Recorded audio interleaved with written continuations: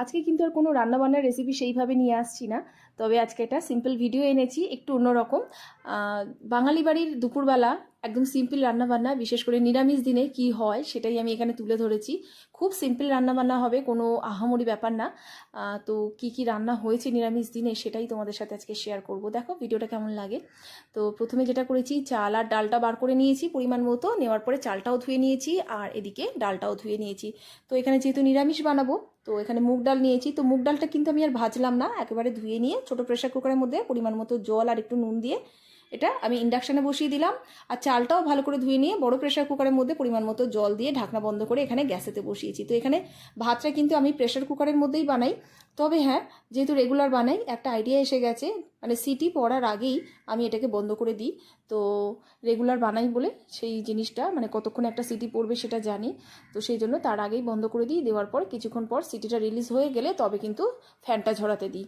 তো এইভাবেই কিন্তু আমি ভাতটা বানাই, যাতে প্রেশার কুকারের মধ্যে একটু তাড়াতাড়ি হয়ে যায়, মানে গ্যাসটা বাঁচে।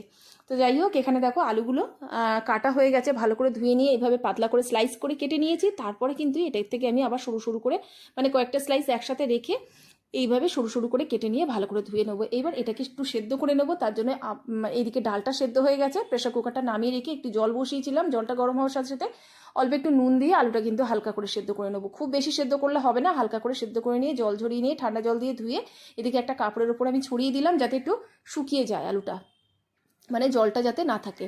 অন্যদিকে হাফ করলা নিয়েছি, এইভাবে গোল গোল করে কেটে নিয়েছি। এদিকে সিটিটা রিলিজ হয়ে গেছে, মানে ডালটা ভালো সেদ্ধ হয়ে গেছে, একটু ঘেটে নিয়ে এর মধ্যে দিয়ে দিচ্ছি পরিমাণ মতো হলুদ গুঁড়ো, দিয়ে এটাকে আমি সাইডে রেখে দিচ্ছি। আর এদিকে যে করলাটা আমি কেটে নিয়েছি সেটা ভালো করে ধুয়ে নিয়ে একটা প্যান গরম করে তার মধ্যে সর্ষের তেল একটু গরম করে নিয়েছি, দিয়েছি একটু নুন আর এই করলাগুলো।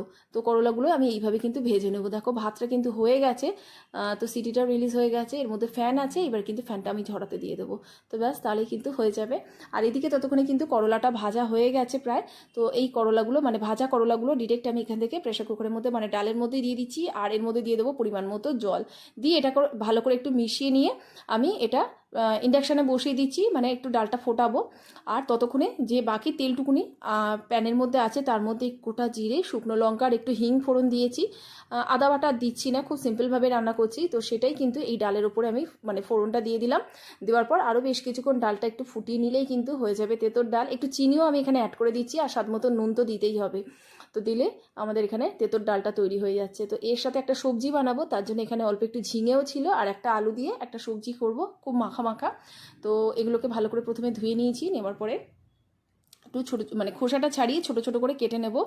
তো খুব ছোটো করে কেটে নিয়েছি যাতে রান্নাটা একটু তাড়াতাড়ি হয়। তো এরপরে আমি আলুটা কিন্তু একটু সেদ্ধ করে নেব।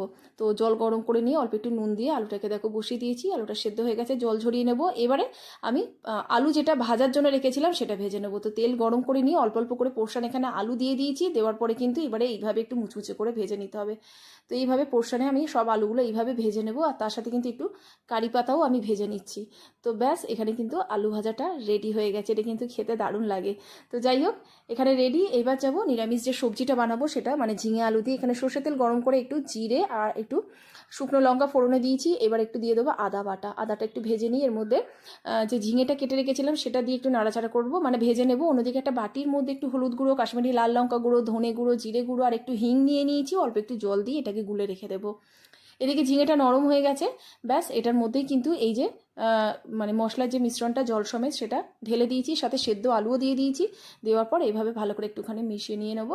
তারপর এর মধ্যে পরিমাণ মতো মানে নুন আর একটু চিনি দিয়ে দিয়েছি, ভালো করে মিশিয়ে যতটা জল প্রয়োজন দিয়ে দিচ্ছি। যেহেতু আলুটা সেদ্ধ করা আছে খুব বেশি জল লাগবে না, তো এইভাবে কিন্তু শুকনো শুকনো করে একটু সবজিটা বানিয়ে নিয়েছি। তো ব্যাস, এখানে খাবার দাবার রেডি হয়ে গেছে, বেড়েও দিয়েছি, ভাত আছে, মুচমুচে করে আলু ভাজা আছে কারি পাতার সাথে, তার সাথে তেঁতোর ডাল, আর আছে এখানে নিরামিষ একটা ঝিঙে আলুর সবজি।